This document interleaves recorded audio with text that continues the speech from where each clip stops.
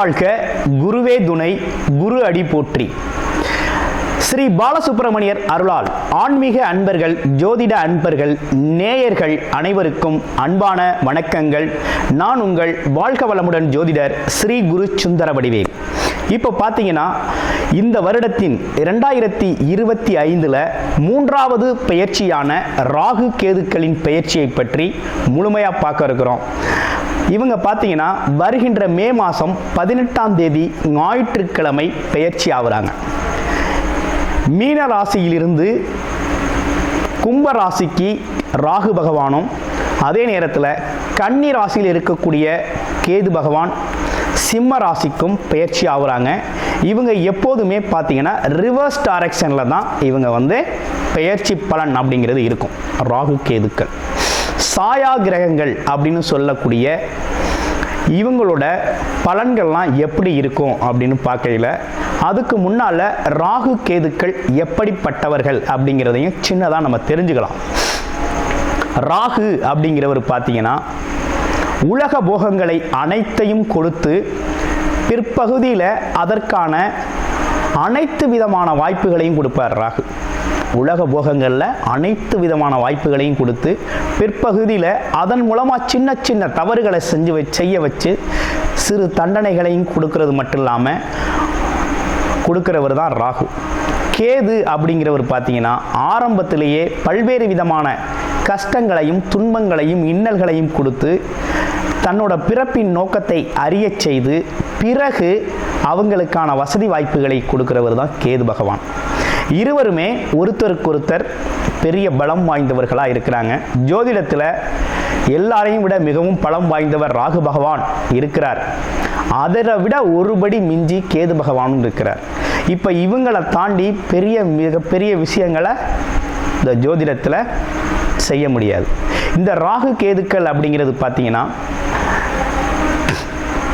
சந்திரன் சூரியனை நெருங்கி செல்லுது அப்படின்னா சந்திர கிரகணம், சூரிய கிரகணம் அப்படிங்கிறது ஏற்படக்கூடிய ஒரு அமைப்பு இருக்குது.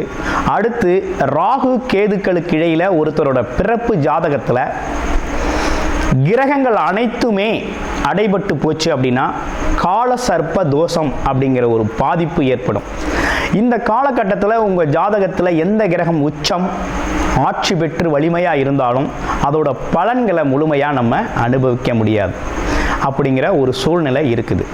இப்படிப்பட்ட கிரக அமைப்புகளோடு இருக்கக்கூடிய ராகு அப்படிங்கிறது பாட்டனார் சம்பந்தப்பட்ட வம்சவழி சம்பந்தப்பட்ட விஷயத்தையும், கேது அப்படிங்கிறது ஆன்மம் உள்நிலை சம்பந்தப்பட்ட விஷயத்தையும், அம்மா வர்க்கம் சம்பந்தப்பட்ட விஷயத்தையும் குறிப்பெடுத்து தரக்கூடிய ஒரு அமைப்பு அப்படிங்கிறது தான் ராகு கேதுக்கள். இப்படிப்பட்ட ராகு கேதுக்கள் என்ன விதமான பலன்களை தர இருக்குது, இதில் உங்களுடைய ராசிக்கு இந்த பெயர்ச்சி பலன்கள் எப்படி இருக்கு அப்படிங்கிறத முழுமையாக இப்போ பார்க்க இருக்கிறோம். துலாம் ராசி காலச்சக்கரத்தின் 7வது ராசியான துலாம் ராசிக்கு என்ன விதமான பலாபலன்கள் இருக்குது அப்படிங்கிறத பற்றி முழுமையாக பார்க்க இருக்கிறோம். அப்படி பார்க்கையில் இந்த காலகட்டத்தில் என்ன விதமான விசேஷங்கள் துலாம் ராசிக்கு நடக்க இருக்கு இந்த ராகு கேது பெயர்ச்சி. ராகு கேது அப்படின்னாலே பார்த்தீங்கன்னா நிழல் கிரகங்கள் அப்படின்னு சொல்லக்கூடிய வகையில், அதாவது இவங்களுக்கு தனியாக ராசி கட்டத்தில் இடமோ வீடோ கிடையாது. இவங்க எந்த இடத்துல பெயர்ச்சியாகி அமர்றாங்களோ அந்த இடத்தோட பலனை முழுமையாக அனுபவிக்க செய்வாங்க. அந்த இடத்துக்கான கர்ம பலன் நல்வினையோ தீவினையோ அதை அதிகப்படுத்தி கொடுக்கக்கூடிய ஒரு அமைப்பு அப்படிங்கிறது இவங்களுக்கு இருக்குது. அப்படி பார்க்கையில் கடந்த காலத்தில் எப்படி இருந்துச்சு அப்படின்னா 6, 12ஆம் இடங்களில் ராகு கேதுக்கள் அமர்ந்திருந்தாங்க. 6, 12 ராகு கேது அமர்வது கிட்டத்தட்ட நல்ல விஷயம்தான். ஒன்றும் பெரிய சிக்கலான விஷயங்கள்லாம் கிடையாது, நல்ல விஷயங்கள் தான் நடந்தது. இப்போ என்ன நடந்திருக்குன்னா ராகு பகவான் 5ஆம் இடத்துலையும் இதே கேது பகவான் அப்படிங்கிறவர் 11ஆம் இடத்துலையும் அமர்ந்திருக்காரு. அப்போ கேதுவால் உங்களுக்கு லாபம் அப்படிங்கிறது சூப்பராக இருக்குது. 3, 6, 10, 11ஆம் இடங்களில் பாம்பு கிரகங்கள் அமர்ந்திருக்க மிகப்பெரிய பணவரவு, தொழில் முன்னேற்றம் சார்ந்த விஷயங்கள், புகழ், கௌரவம், அந்தஸ்து அப்படிங்கிற அதிர்ஷ்டம் சார்ந்த விஷயங்கள் ஏற்படும் அப்படிங்கிறது விதி அமைப்பு இருக்குது. அப்போ இப்போ 11ஆம் இடத்து கேது அப்படிங்கிறது பார்த்தீங்கன்னா உங்களுக்கு லாபங்கள் சம்பந்தப்பட்ட விஷயங்கள், ஆசைகள், எண்ணங்கள் நிறைவேறுதல் சம்பந்தப்பட்ட விஷயத்தில் மிகப்பெரிய முன்னேற்றம் அப்படிங்கிறது ஏற்பட இருக்குது. அதனால் நீங்கள் முன்னேற்றம் நோக்கி பயணம் பண்ணுங்கள். ராகு பகவான் 5ஆம் இடத்துல இருக்கிறார். ஆழ்மன எண்ணங்கள் சம்பந்தப்பட்ட விஷயங்கள், குலதெய்வம் சம்பந்தப்பட்ட விஷயம், குழந்தைகள் சம்பந்தப்பட்ட விஷயம், அதே போல் சிந்தனை செயல் சம்பந்தப்பட்ட விஷயத்தில் இருக்கிறார். அப்போ கொஞ்சம் கவனமாக இருக்கணும். குலதெய்வ கோவில் வழிபாடு, அம்மன் வழிபாடு ரொம்ப அவசியம். அதுவும் துர்க்கை அம்மன் வழிபாடு ரொம்ப அவசியம். அடுத்து பார்த்தீங்க அப்படின்னு கேட்டிங்கனாக்க உங்களுக்கு சாதகமான சூழ்நிலையில் கேது பகவான் அமர்ந்திருக்கார். அப்போ உள்நிலையில் ரொம்ப கவனம் செலுத்தி நீங்கள் சிறப்பாயிட்டீங்க அப்படின்னா வெளிநிலையில் சாதகமான சூழ்நிலையை நீங்கள் எடுத்துக்கொள்ள முடியும். முன்னேற்றம் ஏற்படும். நல்ல சாதகமான விஷயங்கள் ஏற்படக்கூடிய நல்ல அமைப்பு அப்படிங்கிறது உருவாயிருக்கு. என்ன நடக்கும்? பதவி உயர்வு, வேலை பார்க்குறவங்களுக்கு பதவி உயர்வு, புகழ், கௌரவம், அந்தஸ்து அப்படிங்கிற ஒரு விஷயம் ஏற்படும். அதே நேரத்தில் எதிர்பார்த்தபடி நடக்கக்கூடிய ஒரு அமைப்புகள் உருவாகுது. அப்போ முன்னேற்றமான பலன்கள் இருக்குது. என்ன இருந்தாலும் உங்களுடைய பிறப்பு ஜாதகம் தாங்க முழுமையாக பேசும். அந்த வகையில் உங்களோட பிறப்பு ஜாதகத்தில் ராகு கேதுக்கள் எப்படி இருக்கிறாங்க? 3, 6, 10, 11ஆம் இடங்களில் ராகு கேதுக்கள் அமர்ந்திருக்காங்களா, இல்லை வேறு இடங்களில் அமர்ந்திருக்காங்களா அப்படிங்கிறத முழுமையாக நீங்கள் பார்த்துக்கணும். கன்னி ராசியை பொறுத்த வகையில் கேது பகவான் கன்னி லக்கணத்துக்கு நல்லது செய்வார். அதே போல் கன்னியிலே அமர்ந்திருக்கக்கூடிய ராகு கேதுக்கள் நல்லது செய்யும்.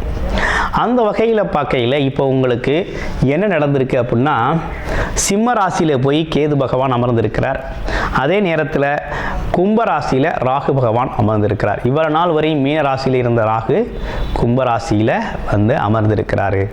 இந்த அமர்வு எப்படிப்பட்ட விஷயமா இருக்குது அப்படின்னா, ஆழ்மன எண்ணத்தில் கவனம் செலுத்தணும். அது இல்லாமல் குழந்தைகள் சம்மந்தப்பட்ட விஷயத்தில் கூடுதல் கவனம் தேவைப்படுது. அடுத்து பார்த்தீங்க அப்படின்னா ஆசைகள் கொஞ்சம் கவனம் இருக்கணும். அடுத்து பார்த்தீங்கன்னா மனம் சார்ந்த தடுமாற்றம் இருக்கப்படாது. அடுத்து குலதெய்வ வழிபாடு ரொம்ப முக்கியம். குலம் அப்படிங்கிறது பாட்டனார் சம்பந்தப்பட்ட உறவு நிலைகளில் கவனத்தை கையாளணும். இது சார்ந்த விஷயத்தில் கொஞ்சம் பலவீனம் அப்படிங்கிறது தெரியுது. அதே நேரத்தில் கேது பகவான் அப்படிங்கிறது பார்த்தீங்கன்னாக்க நல்ல செல்வ செழிப்பு மிக்க முன்னேற்றம், பொருளாதார முன்னேற்றம், உடல் ஆரோக்கிய முன்னேற்றம், உடல் மனம் ரீதியான முன்னேற்றம், ஆன்மீக ரீதியான முன்னேற்றங்களை அளிக்கிறதுக்கு அவர் ஸ்ட்ராங்காக இருக்கிறார். அப்போ அது சார்ந்த முன்னேற்றத்தை கையில் எடுங்க. உங்களுக்கு சிறப்பான பலன் அப்படிங்கிறது இந்த காலகட்டத்தில் உருவாகும். 11ல் கேது இருக்கார் அப்படின்னாலே லாபம் அப்படிங்கிற ஒரு விஷயம்தான். அதாவது ராகுக்கு இருக்கிறதுலே கோச்சார ரீதியான கிரக நிலைகளில் எல்லாரையும் விட வலிமையானவர் ராகு, அதை விட வலிமையானவர் கேது. அப்போ கேதுங்கிறது வந்து வலிமை கூட. அப்போ மனோதைரியம், தன்னம்பிக்கை, துணிச்சல், தைரியத்தோடு எல்லாத்தையும் அணுகுங்க. வெற்றி வாய்ப்புகள் உங்கள் கதவை தட்டும். அந்தளவுக்கு முன்னேற்றத்தை தரக்கூடிய ஒரு அமைப்பு அப்படிங்கிறது இருக்குது. ராகு கேது அப்படிங்கிறது பார்த்தீங்கன்னா சாயா கிரகங்கள். இந்த ராகு கேது அப்படிங்கிறது பார்த்தீங்கன்னா அமர்ந்த இடத்தை பொறுத்து கர்ம பலன்களை வழங்குவாங்க. எந்த இடத்துல அமர்ந்திருக்காங்கங்களை பொறுத்து நல்வினையா தீவினையா அப்படிங்கிறதெல்லாம் நம்ம தெரிஞ்சிடலாம். இப்போ பாட்டனார் வகையில் சிக்கல் இருக்குது. நம்மளோட முற்பிறவியில் செஞ்ச பாவ புண்ணிய கணக்குகள்லாம் எப்படி இருக்குது அப்படின்னா இப்போ ராகு அமர்வை வச்சு தெரிஞ்சுக்கொள்ள முடியும். அதே போல் கேது அமர்வு எப்படி இருக்குது அப்படின்னா உள்நிலையில், மனநிலையில், ஆத்ம நிலையில் நம்ம எப்படி இருக்கோம். ஆமாம். அதே போல் நம்மளோட பார்த்தீங்கன்னாக்க அம்மா பிறந்த இடம், அதாவது பாட்டியார் வகை. அது மட்டும் இல்லாமல் இன்னொரு விஷயமும் நீங்கள் தெரிஞ்சுக்கணும். என்னன்னு கேட்டிங்கன்னா இந்த காலகட்டத்தில் மாமன் வர்க்கம் சம்மந்தப்பட்ட விஷயங்கள்லாம் எப்படி இருக்கும் அப்படிங்கிறதையும் நீங்கள் முழுமையாக தெரிந்து கொள்ள முடியும். அப்போ இதெல்லாம் தெரிஞ்சுக்கணும். இது சார்ந்த நல்ல விஷயங்கள், கெட்ட விஷயங்கள் எப்படி நடக்கும் அப்படின்னா நீங்கள் அந்தந்த காலகட்டத்தில் இருக்கக்கூடிய அமைப்புகளுக்கு ஏற்றார் போல் உங்கள் பிறப்பு ஜாதகத்தில் அது ஸ்தானபலம் பெற்றிருக்கும். எந்த இடத்துல இருக்கோ அந்த இடத்தை பலவீனம் அப்படிங்கிறது நம்ம தெரிஞ்சு கொள்ள முடியும். அப்போ பலவீனம் அப்படின்னு ஒன்று அமைஞ்சிருச்சு அப்படின்னாக்கே நம்ம தெரிஞ்சிடலாம். அப்போ இந்தந்த பாவகங்கள் பலவீனமாயிடுச்சு, இது சார்ந்த காரகங்களை நம்ம அனுபவிக்க தயாராகிட்டோம். அப்போ அதற்கான பரிகாரங்களை தேடிக்கொள்றதுல நம்ம முழு முயற்சி எடுக்கலாம். இப்போ துலாம் ராசியை பொறுத்தவரை பரிகாரம் அப்படின்னா ராகு பரிகாரம் செய்யணும். ராகு பரிகாரம் அப்படிங்கிறது ரொம்ப முக்கியம். அப்போ துர்க்கையம்மன் வழிபாடு அப்படிங்கிறது முக்கியம். ராகு ஸ்தலத்துக்கு போயிட்டு வந்துடுங்க. ராகு ஸ்தலம் போயிட்டு வந்துடுறது அப்படிங்கிறது ரொம்ப முக்கியம்.